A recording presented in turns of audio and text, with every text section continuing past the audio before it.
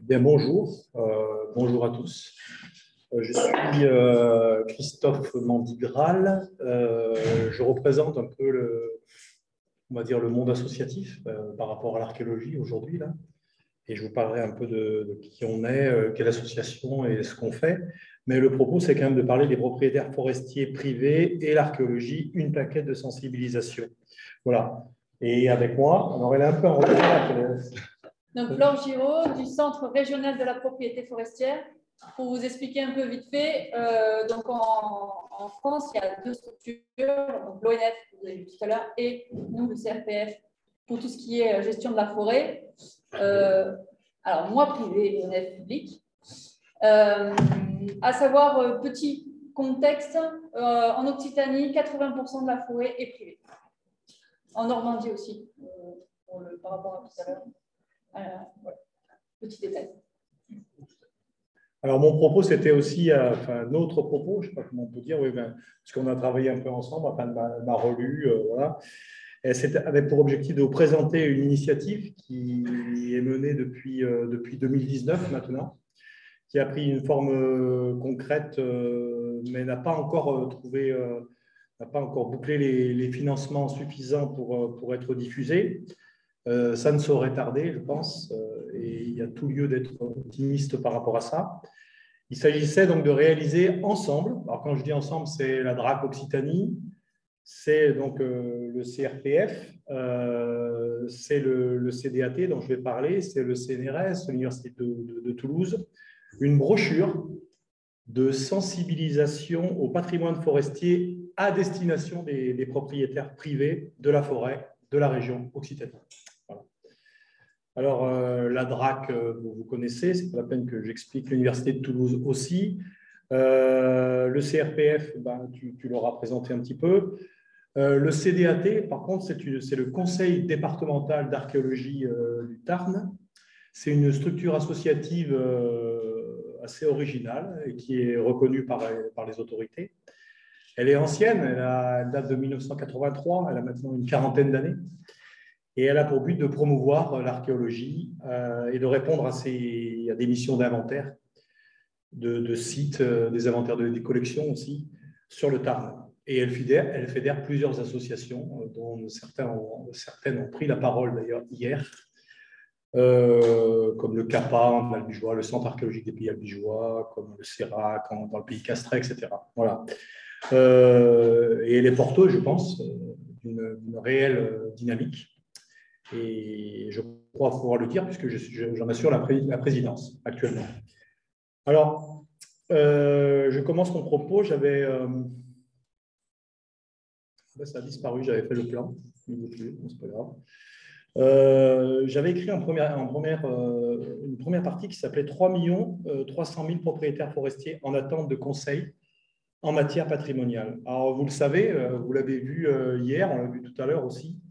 L'ONF a son réseau d'archéologues professionnels qui publient dans différents types de revues à destination souvent d'ailleurs des spécialistes et des agents. Ça s'appelle fiche technique ou rendez-vous technique, c'est ce que j'avais noté, qui publie des recommandations donc, pour des agents sur le terrain pour faire face à d'éventuelles découvertes ou à des questions qui peuvent être posées. Ce réseau d'archéologues conseille pour conserver les vestiges du mieux possible.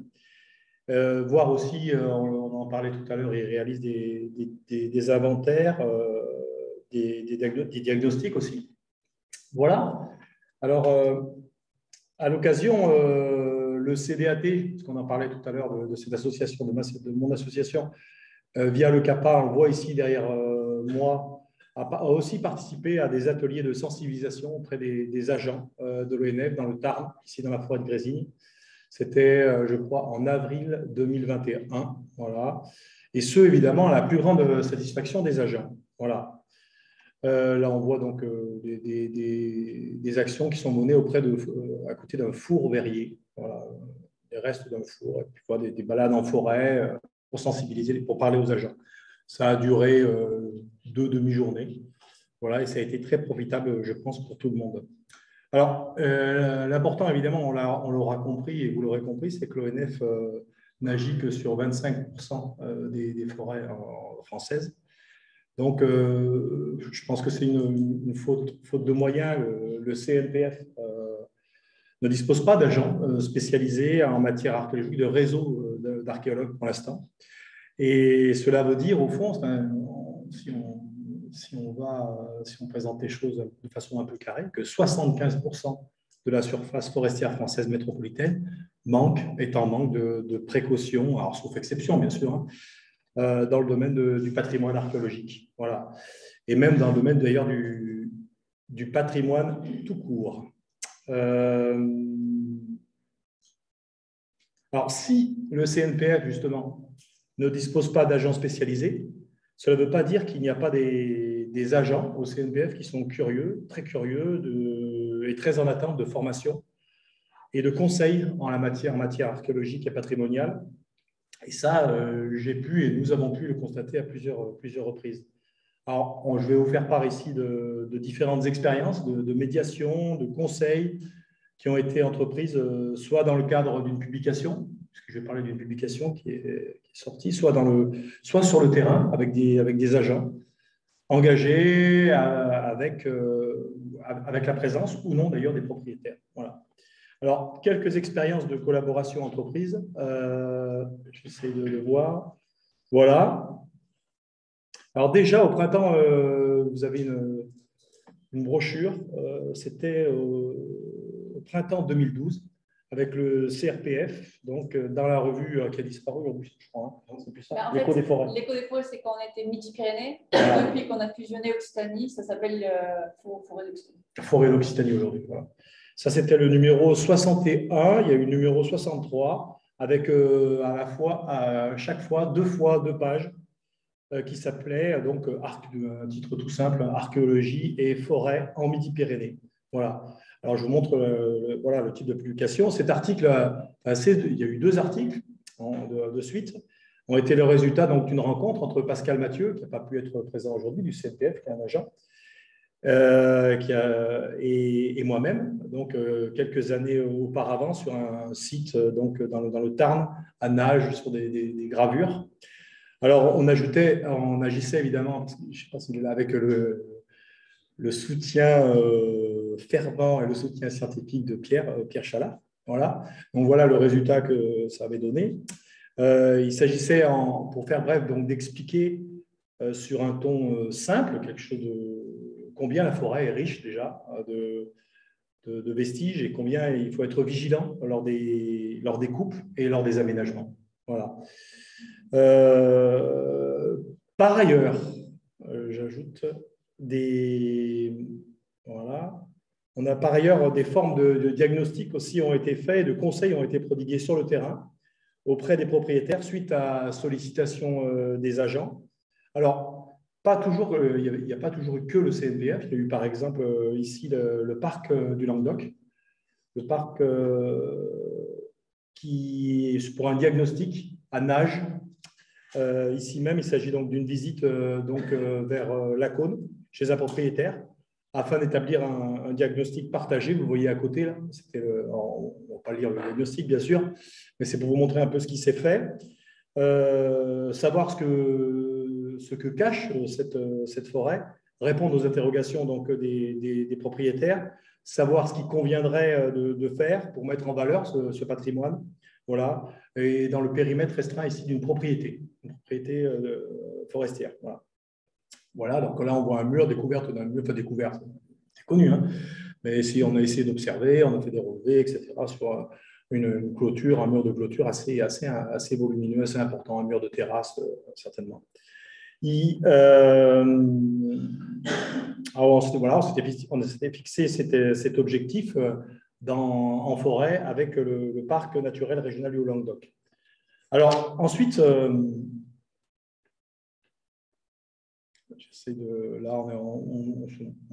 j'ai pris une série de photos, on a fait un petit rapport, vous voyez, à côté, puis à côté, vous avez les photos.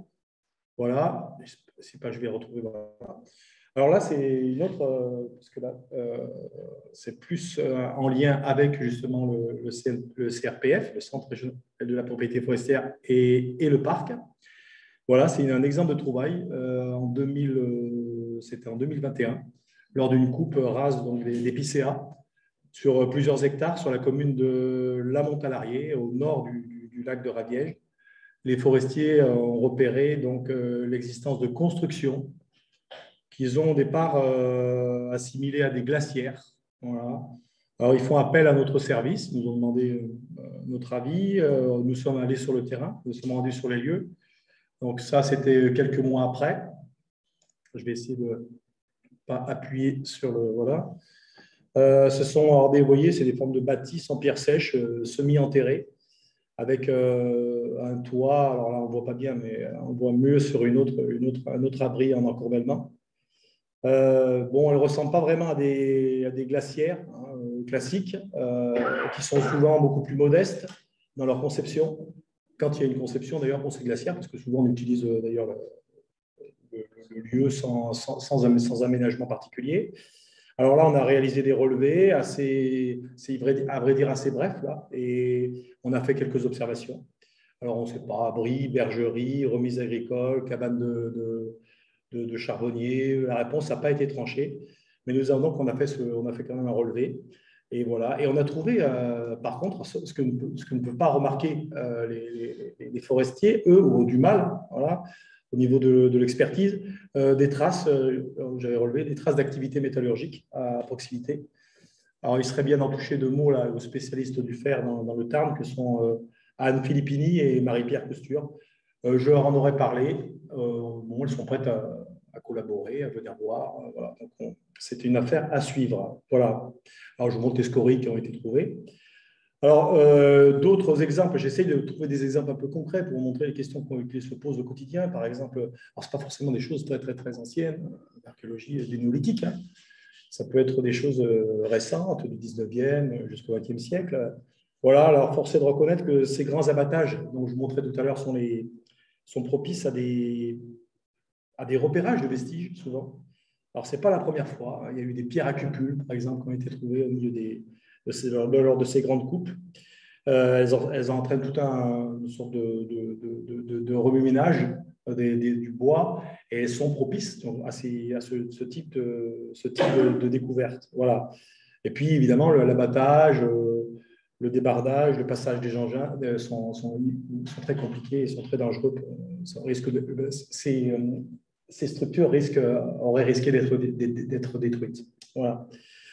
Alors, on a essayé de donner des consignes. Toi, tu peux peut-être en parler. En fait, du coup, ce qui s'est passé, c'est qu'on a donné les consignes de préserver, de ne pas passer juste à côté de la photo qu'on voyait tout à l'heure. Voilà, de cette structure-là qui a été repérée au moment de l'instruction de la coupe. Ce qui s'est passé, ça, c'est un propriétaire qui avait des épicéas qui était en partie en train de mourir. Et donc, il nous demande une autorisation pour couper ces arbres-là. Donc, nous, on va sur le terrain, on va vérifier s'ils sont bien en train de mourir. Voilà, l'instruction. Et donc, mon collègue voit ça et il se dit, il faut faire attention à ça au moment de la coupe. Il faut prévenir les débardeurs, les bûcherons ou la machine. Et donc, ce qui s'est passé, donc ils ont fait attention. Et en plus, au moment, à la suite de la coupe, il y en a une deuxième, en fait. Là, on voit celle-là qui a été vue avant la coupe. Mais la coupe en a révélé une deuxième, qui n'a pas été détruite non plus, qui a été préservée. Alors, du coup, on l'a en photo. Vous la voyez là, elle est là. Ah oui, d'accord. Alors, il y en a une là, on la va voir. Ah oui. Parce que c'est un immense espace. Hein, une là, toute petite là, et une, j'aurais peut-être l'encadrer avec. Et une un peu plus loin là. Voilà. Et à proximité, tout autour, vous avez des scories. Voilà, des zones à scories. Donc, pour nous, c'est quelque chose, ça s'est bien passé parce qu'il n'y a rien qui a été détruit. Le propriétaire est informé qu'il a ça chez lui. Après, voilà. La suite. Donc là, je vous montre les scories qu'on a trouvées. Et voilà, il y a encore plein de questions comme ça. Ça, c'est un chemin. C'est au bord d'un chemin. Explique si tu veux. Moi, je ne sais pas. Mon collègue a vu ça, il s'est dit, je ne sais pas ce que non, c'est. Je vais en parler à… Voilà, c'était ça. C'est des questions qui se posent. Moi, ça, je ne l'ai pas vu. Bon, il connaît très bien, Pascal Mathieu connaît très, très bien la forêt, la gestion de la forêt. Il connaît aussi très, très bien le patrimoine forestier. Mieux que… Mais là, il avait une question à en proximité d'un chemin. Voilà. Est-ce que c'est un lieu où on range les fagots? J'ai pas de réponse. On a cherché. Bon, on a fait des dessins. Non, du Garenne, non. Je pense pas que. On a fait des dessins, des sortes de mangeoires, des espaces de stockage comme ça, qui ne sont pas très anciens, hein, mais bon, qui posent des questions sur la vie rurale en Occitanie, certainement au 19e siècle, au début du 20e siècle. Voilà. On appelait ça mangeoire, cache à fagots, des choses comme ça, mais j'arrive pas, je connaissais pas ce type de structure. Voilà. Il y a une maison juste à côté qui est pas très éloignée. Ouais. Donc, tout ça pour vous dire que les questions ne manquent pas chez les forestiers ou chez les propriétaires fonciers, des propriétaires fonciers qui peuvent se soucier aussi de leur patrimoine naturel. Ils se soucient de leur patrimoine naturel, mais ils peuvent se soucier aussi du patrimoine, tout court. Voilà. Un patrimoine culturel, avec la présence ici de bâtisses ou d'aménagements quelconques. Voilà. Alors, dernière chose à souligner, c'était la plaque est en cours. Alors, il y a une initiative la plus récente, il y a une brochure, on va essayer de renouveler un peu ce qui avait été fait en 2012, de 8 pages sur les enjeux de la forêt en matière archéologique. Alors, elle réunit toute une équipe d'horizons différents qui est mobilisée dans une même perspective, dans un même objectif, satisfaire la curiosité des propriétaires de forêt. Voilà. Donc là, cette plaquette serait diffusée à, tu me dis si je me trompe, autour de 18 000 exemplaires, ce qui est quand même remarquable, en supplément de la revue du CRPF. Voilà. La revue du CRPF Forêt d'Occitanie est gratuite, c'est ça je crois. Elle compte évidemment beaucoup d'abonnés et elle concerne tous les propriétaires qui ont un plan de gestion durable. Voilà, je ne sais pas si tu peux préciser quelque chose sur cette revue. C'est une revue qu'on édite 3 fois par an et qu'on envoie aux propriétaires sur Occitanie. Donc l'idée, c'était de rajouter cette plaquette en plus. Voilà, on s'est donné suite, on s'est réunis à plusieurs reprises tous ensemble. Notre objectif, c'est de procéder de façon assez pédagogique, de présenter de façon claire, d'aller à l'essentiel, mais en se référant à quelques exemples sur la forêt d'Occitanie pour parler donc de l'archéologie en forêt. Voilà. Alors, plusieurs parties concerneraient cette brochure. Là, vous voyez, on avait commencé à faire un plan ensemble. Donc, la forêt, toute une histoire. Enfin, je parle le secret du sous-sol. Que peut-on trouver? Que faire en cas de découverte? Les contacts à prendre pour en savoir plus. Voilà. Alors, si vous avez des idées, voilà, n'hésitez pas à nous les confier. Parce que ce n'est pas évident en fait, de faire quelque chose pour le grand public. Quelque chose qui soit à la fois attractif, clair et concis. Voilà. Voilà, alors en conclusion, initier un partenariat avec le CNPF et avec les propriétaires forestiers, c'est un gain, je pense, pour tout le monde. Pour les archéologues, ça leur permet de repérer des sites jusqu'à l'inconnu, insoupçonnés, et de les intégrer à des corpus d'études. C'est aussi pour les archéologues un éclairage aussi un peu différent des milieux forestiers.